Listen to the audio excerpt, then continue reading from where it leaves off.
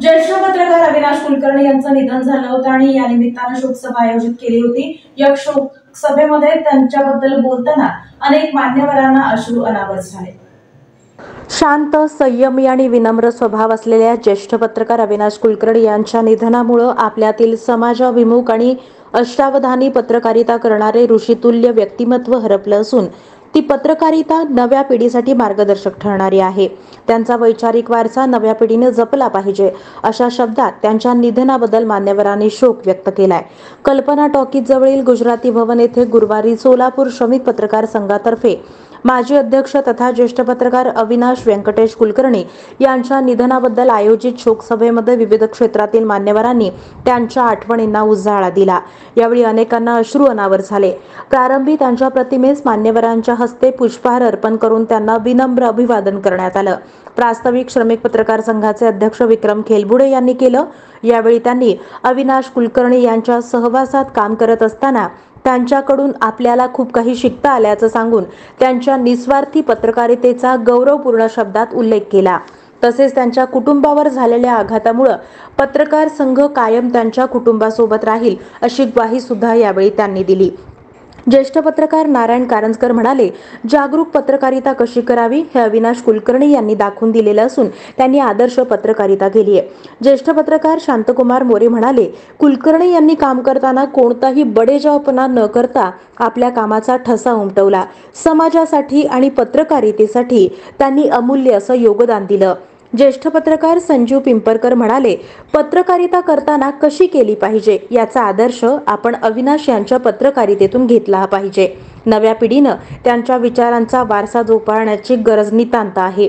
ज्येष्ठ पत्रकार प्रशांत माने म्हणाले, अविनाश कुलकर्णी यांच्या निधनानं पत्रकारितेची मोठी हानी झाली असून ही पोकळी कधीच न भरून निघणारी आहे। श्रीकांत कांबळे म्हणाले, बदललेल्या पत्रकारितेच्या काळात अविनाश कुलकर्णी यांचं निधन होणं आपल्यासाठी मोठी कठीण आणि न पेलवण्यासारखी गोष्ट आहे।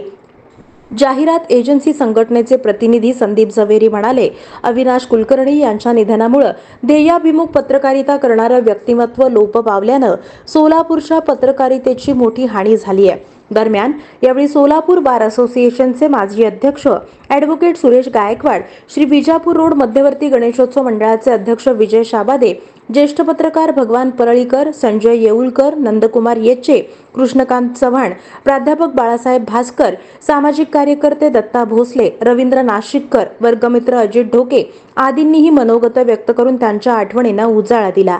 या शोकसभेस अविनाश कुलकर्णी यांचे बंधू अजित कुलकर्णी, पद्मशाली ज्ञाती संस्थेचे अध्यक्ष सुरेश फलमारी, पाटील मंडप कॉन्ट्रॅक्टरचे शशिकांत पाटील, विजयकुमार देशमुख, संतोष उदगिरी, दत्तात्रय मेनकुदळे, महापालिका पत्रकार संघाचे अध्यक्ष किरण बनसोडे यांच्यासह पत्रकार आणि विविध क्षेत्रातील मान्यवर नागरिक उपस्थित होते। सूत्रसंचालन ज्येष्ठ पत्रकार दशरथ वडतिले यांनी केलं। माणसानं जोपासली अशी आदरणीय कुलकर्णी साहेब आम्ही सातत्याने पाहिजे। समाजातल्या कुठल्याही अचूक बाबीवरती लक्ष वेधणारी, अतिशय वेदक आणि भेदक असणारी, निपक्षपातीपणे केली जाणारी पत्रकारिता त्यांच्या संपूर्ण 37 वर्षाच्या कालखंडात आपल्याला पाहायला मिळाली, लोकांना वाचायला मिळाली। एक केवळच एखाद्यावरती टीका टिप्पणी न करता किंवा पक्षपातीपणे एखाद्याचं चारित्र्य हनन करणं अशा कुठल्याही घटना करताना किंवा होत असताना त्यांनी अतिशय अचूकपणे त्या गोष्टी समाजाकडून मांडल्या। आम्ही सातत्यानं त्यांच्या अग्रलेख वाचत गेलो, त्यांच्या सातत्याने बातम्या वाचत गेलो। खरोखर असे पत्रकार होणे नाही असा हा पत्रकार निश्चितपणानं एक आपल्याला एक वेगळा प्रेरणा देऊन गेलेला आहे। अशा ह्या पत्रकाराला सोलापूरशी कमी बोलणं, शांतपणानं राहणं आणि नेमक्या शब्दामध्ये बातमीची मांडणी करणं हे त्यांचं एक कौशल्य होतं। त्यांच्याकडे बरेचसे गुण मी शिकलो आणि ते आजही आचरणात आणतो। आदर्श पत्रकारिता कशी असावी हे मी त्यांच्याकडून घेतला। जे रंगावरची पालखी आली आणि मी अविनाश फोन केला की आपल्याला दरवर्षी पालखीच्या दर्शनाला जायचं आहे। अविनाश सरांचा आवाज फार बारीक आला की मी आजारी येऊ शकत नाही। संशय येण्याबद्दल आवाज होता म्हणून मी नीतामणीला फोन केला तर ते सांगितले की 5 दिवसापासून ते आश्रमीमध्ये ॲडमिट आहे। मला राहवलं नाही, पिंपरकर सरांना घेऊन मी लगेच दवाखान्यामध्ये गेलो। सगळं बोलणं झालं। आपण सगळ्या महाराष्ट्र महाराष्ट्राच्या दिंड्या पालख्या सोलापूरच्या जिल्ह्यात आलेल्या होत्या आणि अशा काळामध्ये सोलापूरच्या एक सांस्कृतिक विश्वातलं एक मोठं नाव व्यक्तिमत्व हरवलं. त्याचा सोलापूरला खूप मोठा धक्का बसला.